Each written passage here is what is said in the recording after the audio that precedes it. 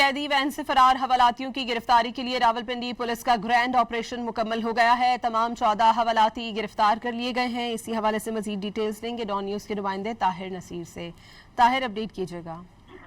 जी बिल्कुल, देखें ये चकिया स्टाफ था। यहाँ पे कैदी वैन से 14 कैदी फरार हुए थे, जिनमें से 4 को पुलिस ने बर वक्त गिरफ्तार कर लिया था, जबकि जो बाकी फरार कैदी थे उनकी गिरफ्तारियों के लिए छापे मारे जा रहे थे। आखिरी मफरूर हवालाती जिसका नाम असद मालूम हुआ है, उसको भी रावलपिंडी पुलिस ने गिरफ्तार कर लिया है। और ये गिरफ्तारी के लिए जो छापामार टीमें तश्कील दी गई थी, उस वक्त के सीपीओ सैयद खालिद महमूद हमदानी की निगरानी में छापामार टीमें तश्कील दी गई थी। 72 घंटे के अंदर अंदर 14 में से 13 मफरूर हवालातियों को रावलपिंडी पुलिस ने गिरफ्तार किया। जो आखिरी हवालाती असद था, उसको भी गिरफ्तार कर लिया गया है।